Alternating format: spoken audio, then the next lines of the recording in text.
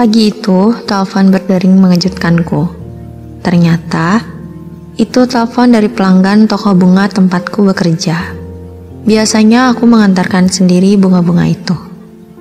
Namaku Rena, aku hanya seorang pelayan di toko bunga Beauty Flower. Sekaligus, terkadang aku sendiri yang mengantar-antarkan bunganya kepada pelanggan yang tidak sempat untuk datang ke toko. Hari-hariku sangat menyenangkan, apalagi ketika aku bersepeda saat mengantar-antarkan bunga. Tapi, hari itu aku tidak sebahagia biasanya.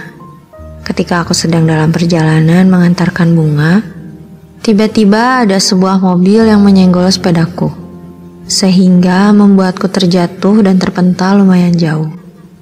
Aku tidak ingat apa-apa, yang aku tahu, aku sudah terbaring di rumah sakit.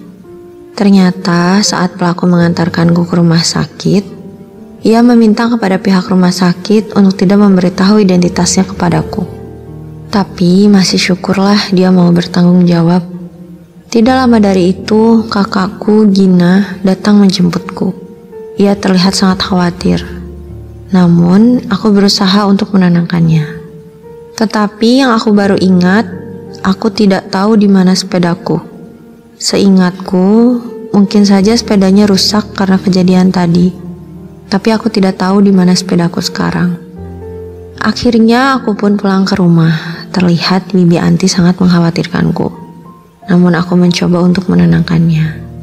Aku merasa bersalah jika sudah membuat Bibi Anti khawatir atau panik. Karena aku sangat menyayanginya. Ia adalah pengganti orang tuaku. Mereka bilang, aku hanya seorang anak angkat. Tapi tidak apa, aku tetap mensyukuri itu. Di malam harinya, seperti biasa, sebelum aku tidur, aku selalu berbincang terlebih dahulu dengan Gina. Ia pun cerita soal lelaki yang akan dikenalkan oleh Bibi Anti kepadanya. "Ren, ada lelaki yang mau ibu kenalkan ke aku," kata Gina. "Ya baguslah, jadi kamu gak usah repot-repot cari cowok," jawabku spontan. "Ah, males aku. Besok aku disuruh ketemu di kafe pilihannya. Gimana kalau kamu dulu yang ketemu sama dia?" ucap Gina. "Gak mau ah, itu kan udah harusnya kamu yang datang," ucapku menolak. "Gak apa-apa, nanti aku kasih nomornya ke kamu. Kamu hubungi aja langsung. Pas sudah ketemu, kamu jelasin ke aku gimana dia, ya?" paksa Gina. "Aku mohon ya Ren," sambungnya. Aku tidak bisa mengatakan apa-apa. Aku hanya bisa mengiyakannya. Saat itu juga, Gina memasukkan nomor lelaki itu dan menghubunginya melalui nomor ponselku.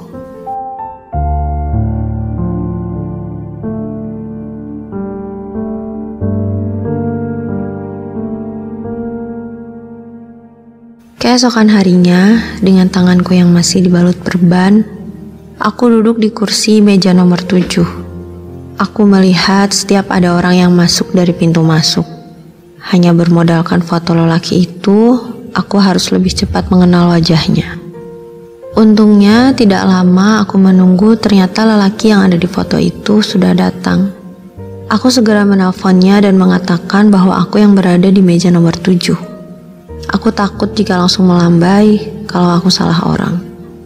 Tapi anehnya ketika ia melihatku, ia seperti terkejut dan langsung pergi begitu saja. Entah ada apa, tapi ia pergi dengan cepat tanpa bisa aku kejar. Aku pun pulang dengan wajah Gina yang kecewa, karena hari ini misiku gagal.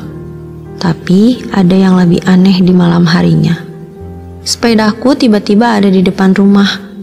Aku tidak tahu kenapa sepeda itu bisa tiba-tiba ada dan tidak ada yang rusak sedikit pun. Keesokan paginya, seperti biasa aku bekerja kembali. Hari ini ada kiriman bunga ke sebuah rumah sakit yang tidak jauh dari toko. Aku segera pergi ke lokasinya. Sesampainya di sana, aku menanyakan nama pemesan bunga itu ke bagian informasi. Tapi ketika aku menunggu, tiba-tiba aku melihat dia. Aku melihat Dimas, lelaki yang akan dikenalkan kepada Gina. Lagi-lagi ia berusaha menghindariku, namun kali ini aku bisa mengejarnya. "Tunggu, "Kamu kenapa? Ngapain kamu di sini?" tanyaku. Awalnya ia tetap mengalah, namun akhirnya ia bisa menjawabku. "Iya, maaf, aku tidak bermaksud seperti itu ke kamu," jawabnya. "Aku minta maaf, kemarin saat kita ketemu, aku tidak bisa mengejarmu saat kamu pergi. Sejujurnya, aku bukan Gina, aku Rena. Gina kakakku. Tapi Gina menyuruhku menggantikan dulu dia bertemu dengan kamu," jelasku. Lalu, ia tidak bisa menjawab apa-apa. Terlihat wajahnya yang heran dan mulai merasa tidak nyaman. "Iya, maafkan aku kemarin langsung pergi begitu saja. Bagaimana kalau hari ini kita mulai lagi perkenalannya? Menebus salahku kemarin," kata Dimas. Aku pun mengiyakannya. Kami pun pergi ke suatu tempat. Kita membicarakan banyak hal. Dia menceritakan tentang dirinya, keluarganya, tapi ia tidak menceritakan kenapa ia ada di rumah sakit saat itu. Lagi pula itu privasinya, pikirku. Aku pun menceritakan banyak hal tentang pekerjaanku, hobiku, dan juga tentang Gina. Menurutku, Dimas orangnya asik, baik, tampangnya juga tampan. Pikirku Gina pasti tidak akan kecewa.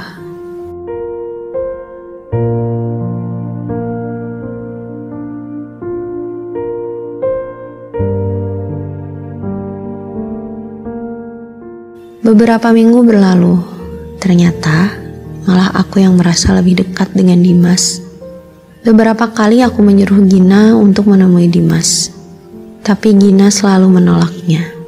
Sialnya, perasaan setiap manusia memang tidak bisa diatur.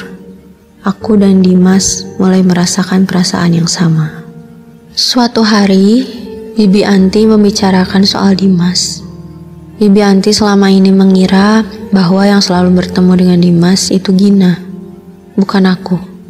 Sampai akhirnya Bibi Anti memberitahu bahwa besok Dimas dan keluarganya akan datang ke rumah untuk merencanakan pertunangan Gina dan Dimas.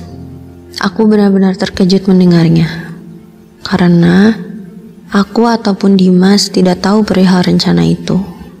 Benar saja, esok harinya Dimas datang dengan keluarganya.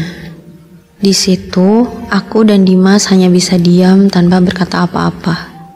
Gina yang saat itu baru pertama kali bertemu dengan Dimas memang terlihat sangat senang, tapi berbeda denganku. Di situ aku berpura-pura berkenalan dengan Dimas. Bibi Anti mengenalkan aku kepada Dimas, dan kita pun mulai membicarakan rencana pertunangan itu. Namun, tiba-tiba Dimas berbicara. "Sebentar, saya minta maaf sebelumnya. Saya tidak bisa melanjutkan pertunangan ini." Suaranya membuat suasana menjadi hening. "Maksud kamu apa, Dimas?" jawab ibunya. "Maaf Bu, sebenarnya Dimas sudah punya pilihan Dimas sendiri.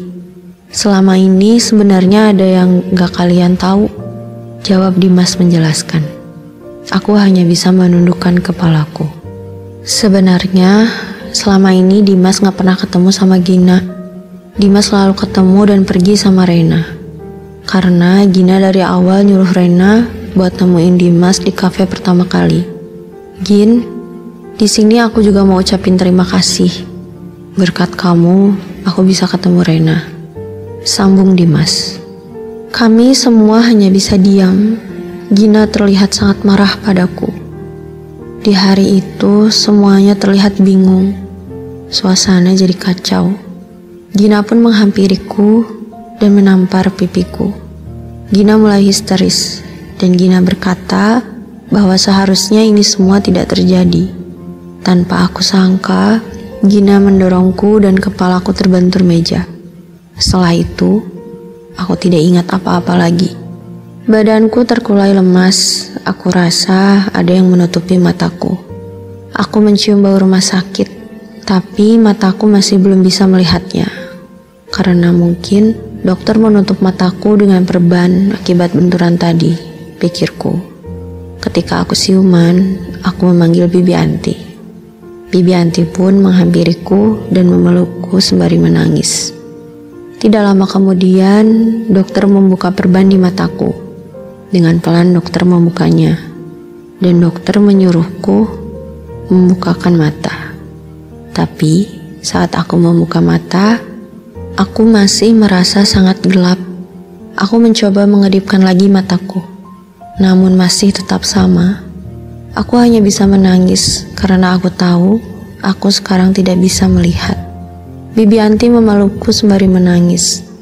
Terdengar juga suara tangis Gina dan Dimas di dekatku. Namaku Reina, aku sudah tidak lagi suka bersepeda. Aku sekarang lebih suka berjalan-jalan dengan tongkatku yang selalu aku bawa kemana-mana. Aku selalu menikmati bagaimanapun keadaanku. Aku tetap selalu berjalan-jalan dekat rumah, atau bahkan ke taman yang ada di ujung jalan sana. Aku selalu pergi sendiri, tapi aku selalu merasakan ada yang menepuk bahuku sembari berkata, "Hati-hati ya," tanpa aku bisa tahu siapa orang itu. Tapi aku tahu dia pasti orang baik.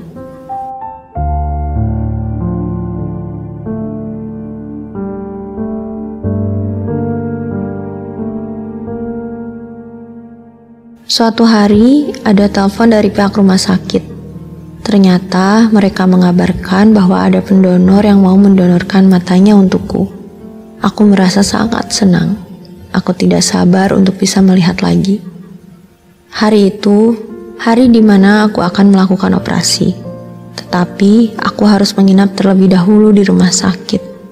Ketika aku sedang terbaring di ruanganku, tiba-tiba terdengar suara pintu terbuka. Ada seorang yang mendekatiku, tapi aku tidak tahu siapa. Hanya saja tiba-tiba terdengar suara yang aku kenal. "Ren, apa kabar?"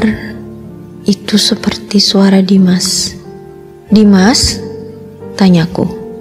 "Iya Ren," jawabnya sembari memelukku. "Aku senang kamu ada di sini," ucapku. Tiba-tiba Dimas memberikanku sesuatu. Rasanya seperti sebuah kotak saat aku pegang. "Lihat ini nanti saat kamu sudah bisa melihat ya Ren," kata Dimas. Aku pun menerimanya dengan sangat senang. Waktu itu pun tiba. Hari itu aku menjalankan operasi. Aku tidak sabar untuk dapat melihat lagi. Aku ditemani oleh Bibi Anti dan Gina. Aku rasa waktunya tidak lama. Sampai akhirnya dokter membuka kembali perban yang ada di mataku. Dan aku bisa melihat Bibi Anti dan Gina dengan penuh tangis haru. Mereka memelukku. Dan bersamaan dengan itu, aku melihat Dimas. Dia tersenyum lebar melihatku. Hari-hari berikutnya, aku selalu merasa lebih senang karena aku bisa melihat lagi. Bersepeda menjadi hobiku lagi. Dan bertemu dengan Dimas adalah hobiku yang baru. Beberapa hari, aku selalu ditemani Dimas. Kemanapun aku pergi, Dimas selalu menjagaku. Tapi, aku merasa ada yang aneh darinya. Dia seperti berubah. Dia berbeda. Terkadang cara bicaranya, kata-katanya sangat berbeda dengan Dimas. Sampai suatu hari, dia mengatakan hal yang tidak pernah dan tidak mungkin Dimas katakan padaku. Di situ aku mulai curiga bahwa dia bukan Dimas, tapi hanya mirip Dimas. "Kamu siapa? Aku yakin kamu bukan Dimas," tanyaku. "Ini aku Ren, maaf kalau kata-kataku buat kamu gak enak," jawabnya. "Bukan. Di mana Dimas? Kamu siapa?" tanyaku lagi. Dia pun lama tidak menjawabnya. "Ya sudah, kalau kamu tidak mau menjawab, kamu bisa pergi." Dia pun mendekatiku. "Ya sudah Ren, hati-hati ya," sembari menepuk pundakku. Tiba-tiba aku ingat sentuhan itu. Sentuhan yang selalu aku rasakan ketika aku berjalan ke taman saat aku tidak bisa melihat. "Tunggu, aku tahu kamu. Kamu yang selalu menepuk pundakku saat aku berjalan-jalan ke taman kan?" tanyaku. "Iya Ren, sekarang aku mau ngejelasin semuanya," ucap Dimas. "Ren, Ada beberapa hal yang harus kamu tahu. Pertama, kamu ingat saat kecelakaan sepedamu, ada sebuah mobil yang menyenggol sepedamu, dan kamu ingat kenapa saat kamu bertemu dengan Dimas, ia selalu berusaha menghindar. Itu karena Dimas merasa bersalah, Rain. Dimas yang tidak sengaja menyebabkan kecelakaan itu. Mobil yang ia supiri, yang tidak sengaja menyenggol sepedamu, jelasnya. Aku hanya bisa terkejut tanpa bisa berkata apa-apa. Lalu, sebenarnya Dimas sakit, Rain. Dimas sakit apa? Tanyaku. Dia emang gak cerita banyak hal. Dia selalu seolah-olah buat semuanya baik-baik saja. Tapi nyatanya, kanker otak yang dia derita ternyata sudah sangat parah. Saat kemarin sebelum kamu operasi, itu terakhir Dimas lihat kamu, Rain. Dia hanya bisa duduk di kursi rodanya. Cuma aku yang bisa meluk kamu. Dan Dimas bilang, aku harus menjaga kamu, kemanapun kamu pergi. Di situ, aku hanya dapat menangisi semuanya. Terus, di mana sekarang Dimas? Kamu siapa? Kamu mirip sekali dengan Dimas, jawabku sambil memegang wajahnya. Aku Rangga, Rain. Aku saudara kembarnya Dimas. Maaf, aku bukan bermaksud membohongimu. Dan Dimas, ia meninggal tepat sehari sebelum kamu melaksanakan operasi, Rain. Aku pun benar-benar terkejut mendengarnya, tanpa bisa berkata apa-apa. Rangga hanya bisa memeluk erat. Tapi, sebagian dari Dimas akan selalu hidup dan tinggal bersama kamu, Ren. Sebagian dari tubuh Dimas sudah milik kamu.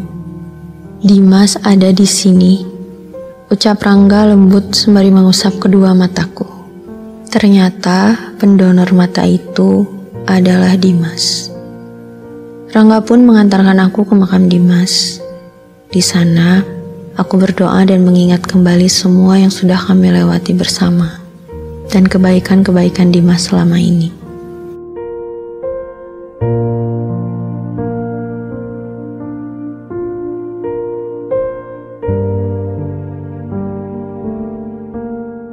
Sepulangnya ke rumah, aku ingat sebuah kotak yang hari itu Dimas berikan kepadaku.